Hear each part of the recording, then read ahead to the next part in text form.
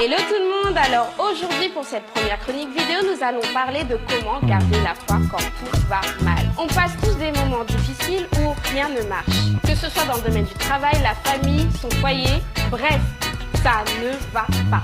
Et souvent, on a tendance à réagir comme ça.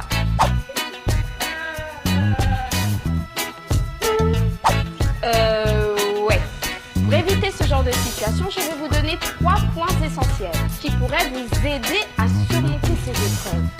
Mais avant de répondre à cette question, il faut définir ce qu'est la foi. Selon Hébreux 11, la foi est une ferme assurance des choses que l'on espère, une démonstration de celles qu'on ne voit pas. Elle est donc l'attitude de l'homme qui tient pour vrai des réalités qui sont pour le moment invisibles ou incontrôlables. Ok, premier point. Quelle est ta force? Dieu est ta première force. Les personnes pourront toujours essayer de t'aider, mais malgré toutes leurs bonnes intentions, parfois, ça ne suffit pas. Dieu, lui, il a cette particularité de te connaître mieux que quiconque. Il est celui qui sonde les reins. Et même les cheveux de notre tête sont comptés. 266, 267... En gros, il saura t'apporter les réponses dont tu as besoin. Et j'ai pu constater moi-même que Dieu est fidèle. À chaque fois que je lui ai demandé de l'aide, dans les moments difficiles, il a su réchauffer mon cœur. Quand il m'arrivait des choses que je ne comprenais pas, il a su renverser les situations pour me montrer qu'il est un Dieu de justice.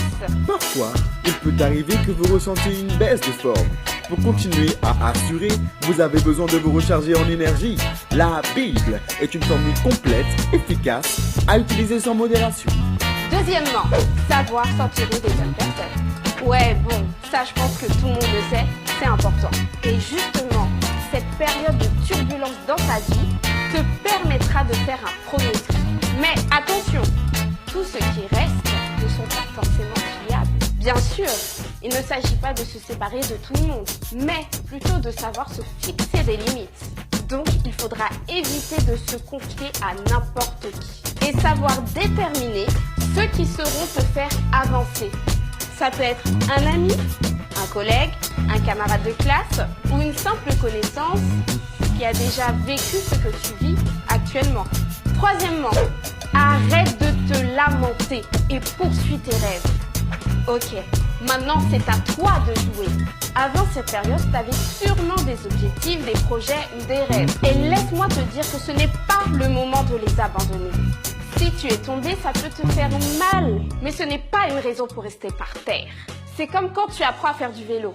Bah, ça fait partie de ton apprentissage. En vérité, laisse-moi te dire que la chute, ce n'est pas un échec. L'échec, c'est de rester là où tu es tombé et de ne plus pouvoir se relever.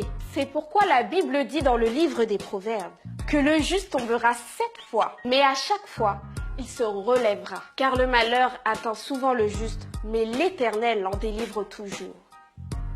Voilà, c'est fini pour aujourd'hui. Si tu as aimé cette vidéo, n'hésite pas à nous suivre en partageant auprès de tes amis. Et n'oublie pas, la seule manière de chasser l'obscurité de ta vie, c'est d'allumer la lumière. À bientôt!